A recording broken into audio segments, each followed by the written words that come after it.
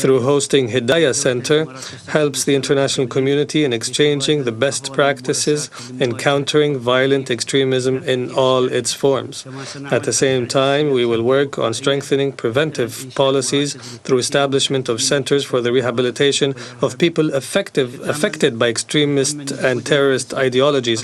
Finally, we commend the efforts of the Council in adopting previous resolutions pertaining to the subject within a short period, most recently the Resolution 2170, which condemns the recruitment of foreign fighters by ISIL and al-Nusra Front in Iraq and Syria, which indicates that there is a clear strategy for the Security Council towards fighting terrorism.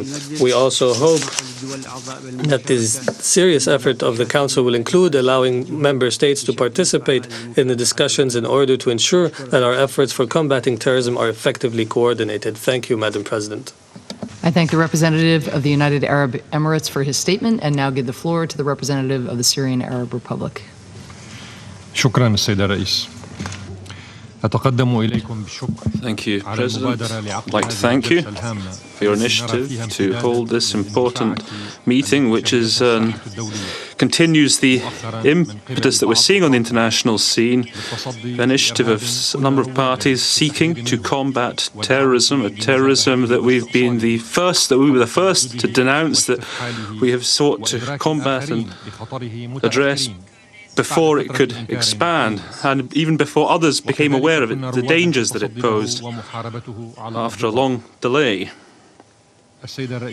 And we were the first to confront it on the ground. Madam President, terrorist acts by foreign terrorist fighters, FTFs, that fight the wars of others, especially in Syria. Those acts are a violation of the age-old tolerance of the Syrian people. It's targeted infrastructure, civilians, their means of survival, their armed forces, schools, hospitals, mosques, churches, historical monuments, their places of work, their homes.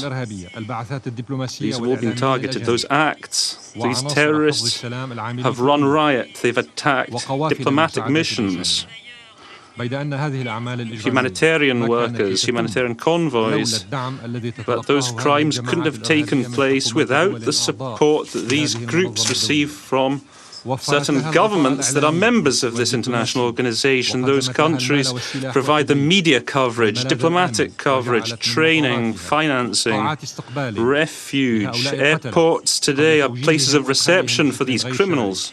Those criminals that are sent from those countries to Syrian territory across the borders of these countries.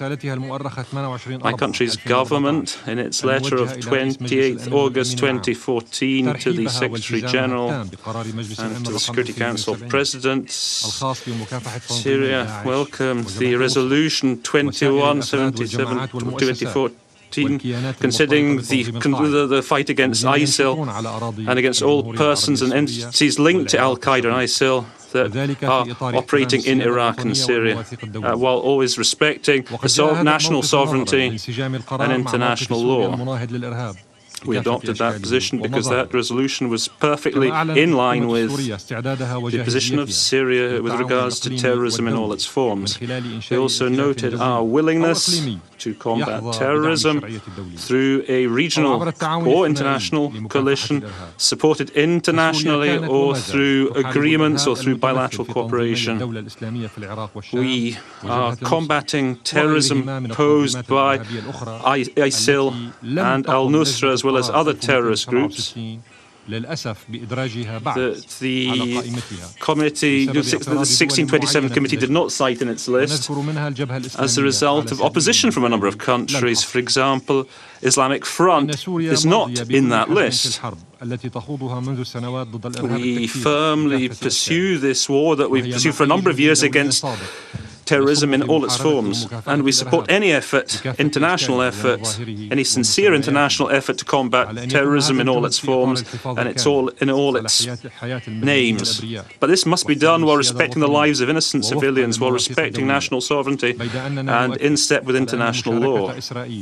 We affirm here that the participation of Israel in the coalition against ISIL undermines the credibility of the coalition. The fact that Israel shot down a Syrian plane that was only doing its national duty in bombing ISIS sites, al-Nusra sites, these groups which attacked humanitarians, that attacked members of the humanitarian mission. Those acts show that there's an alliance between Israel and terrorist organizations, including the dependent Al-Qaeda and other terrorist groups. Madam President, we believe that the United Nations is the main forum for bolstering efforts with a view to combating terrorism in order to ensure international peace and security. The success of our efforts against terrorism means that we have to distance ourselves from anything that could undermine the credibility of the role of the UN, such as politicization of this struggle, in terms of finding pretexts for committing terrorist acts, such as factors of dividing terrorists into good terrorists and bad terrorists, distinguishing moderate terrorism from extremist terrorism. Terrorism is terrorism. In this struggle against terrorism, we cannot conceive of a coalition that could include the countries that are the primary supporters of terrorism, who provide them with refuge, who provide them with money. Qatar and Saudi Arabia have been the main ports of call for terrorists going to Iraq and Syria. My country reaffirms its support for the resolution adopted today by the Council. We also stress that military strikes will not achieve their goals unless they're carried out in respect for international law, and they must be carried out in coordination with the countries concerned. And measures must be taken to address to get countries who are supporting international terrorism to stop these practices. Thank you, President. I thank the representative of the Syrian Arab Republic for his statement. I now give the floor to the representative of India. It is 23:04 GMT, 7:04 p.m. in New York, and you're watching Al Jazeera's continuing coverage of this special meeting of the UN Security Council, which has been discussing terrorism today. This was a meeting that was called by the U.S. President Barack Obama, currently chaired by the U.S. Ambassador to the UN, Samantha Powers. We've heard from the Syrian Ambassador Bashar Jaafari, as well as the UAE's representative to the United Nations. The Syrian ambassador welcoming the resolution that was approved today, a resolution calling on countries, compelling countries to prevent their nationals joining jihadists in Iraq and Syria. UN Security Council members voted unanimously on this resolution to address the growing threat posed by foreign terrorist fighters. The ambassador of Syria saying that Syria welcomed this resolution, but also saying that it was important for national sovereignty, the national sovereignty of countries, to be respected. Our diplomatic editor, James Space, has been listening in to all these speeches at the UN Security Council today. James, before we go into detail about what Bashar Jaafari just said, just remind our viewers who are joining us now what this resolution that was approved today is about. It's a binding resolution, I understand. What is it meant for? Well, it's about those foreign fighters that have gone to Iraq and Syria and trying to stem the flow of those foreign fighters that have made that journey. What the resolution does, and it's binding international law, although whether every single country will follow it remains to be seen, but it says that all national governments should now enact legislation making it illegal to go abroad and fight. It also increases the sanctions mechanism already in place for a very long time, since 9/11, since 2001, against Al-Qaeda, and brings ISIL into that. And then the last part is trying to encourage all governments around the world to try and reach out to communities and try and stop what they say is violent extremism, try and persuade people that that is not the path, particularly young people, that they should go on, and try and do things at a community level. So those are the main points of this resolution. I think the other main point is the symbolism of this. The US, in many ways, were lucky because the Security Council rotates every single month, and it's done alphabetically. Just happened that when the world leaders were in town, as they always are, in September, the US had the presidency, so they took the advantage of that and decided to call the UN Security Council for this meeting, and they decided to call it with President Obama in the chair, and he wasn't there just now. That was his UN ambassador Samantha Power. But at the start of the meeting, it was President Obama in the chair, and it was nearly all, apart from two, world leaders in the Security Council seat. So I think that was important symbolism, showing this unity in the fight against ISIL. Having said that, all these countries signing up saying they want to fight ISIL, not all of them want to do it militarily. Right, exactly. It is very rare, as you say, for the UN Security Council to hold a meeting at a leader's level, James. Remind us of the different messages we've heard from the various leaders who have spoken today. We've heard from the American president, of course. We just heard from Syria's ambassador to the UN. Syria, of course, very much concerned with this. And an interesting line that Bashar Jaafari said, I noted, James, is terrorism is terrorism. You can't distinguish moderate terrorism with terrorism.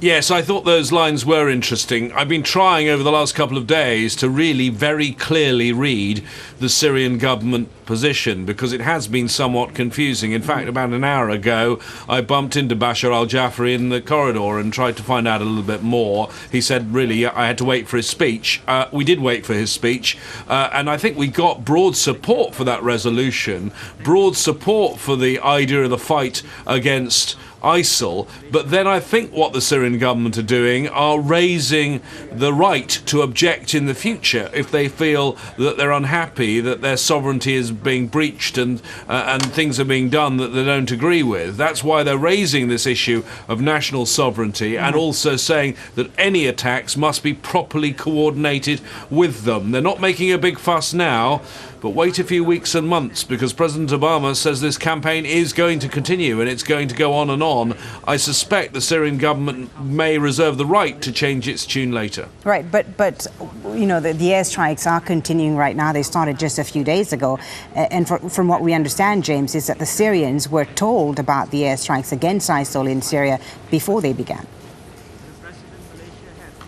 Absolutely. Bashar al-Jaafari told me himself that he was informed by Samantha Power, who's now taken over in the chair of this meeting, the US ambassador to the United Nations. But there's a difference between being informed and being asked if you give your permission. And we're not being given a great deal of information of whether that was an exchange of views and the Syrians were asked whether they agreed to it, or whether the Syrians were told this is what was happening. That is certainly the US view on it, and the readout we've been given from US officials. The Syrians were simply told this is what is going to happen.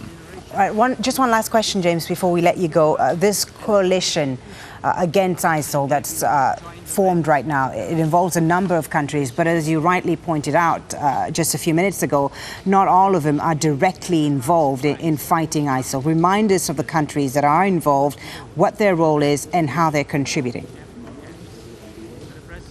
Yeah, you have this broad coalition which says it detests everything that ISIL is doing, that says, you heard David Cameron, the UK Prime Minister, say that ISIL's tactics belong in the Middle Ages. But among this coalition, many who will say and denounce what ISIL's doing, but the amount of countries that are actually involved in military action is much smaller. You have the US clearly involved in military action now in both Iraq and Syria. You have a small group of Arab countries, those 5 Arab nations involved in strikes in Syria, also will agree, I'm sure, to be involved in Iraq. Then you have the French, who are there and are involved in military action, but they've only done strikes inside Iraq, and François Hollande didn't condemn any action inside Syria, but he did very clearly say today to the General Assembly that the Charter of the UN needed to be the guiding principle and they had to respect national sovereignty. And then one last player worth looking at, and that's the United Kingdom, because David Cameron has been very cautious on this. Normally the UK is the US's very closest ally and is normally in there in the military action straight away. We saw it in 2003 when Iraq was invaded. We saw it in Afghanistan. Well, David Cameron's taking it very carefully, because a year ago, when there nearly was that action with regard to chemical weapons in Syria, he lost the vote in the House of Commons. That's why I think he's been doing his political arithmetic at home to see where the votes stack up, and he is now calling the British Parliament, the House of Commons, for a debate on this on Friday. So I think Britain is inching towards, if Parliament approves it, joining the military side of this coalition. James Bays, thank you very much. James Bays, our diplomatic editor, with everything that's been happening at this special session of the UN Security Council on fighting terrorism. We're watching the Malaysia representative right now. And now this meeting of the Security Council is happening as the General Assembly of the United Nations, the annual high-level debate of the UN, kicks off today. A number of countries are speaking at the podium of the General Assembly. We're expecting to hear from the Venezuelan President Nicolas Maduro, who will address the General Assembly. We'll bring that to you live, of course, here on Al Jazeera as it happens. Now, earlier, the US President Barack Obama told the UN General Assembly that the world needs to come together to fight ISIL, as James Bays has been telling us. Barack Obama used his 40-minute speech to tackle a range of issues. He hit out at Moscow, urging the world to counter what he called Russian aggression. He told Iran to agree to a new deal over its nuclear program and urged countries to make concrete commitments to fight the Ebola outbreak in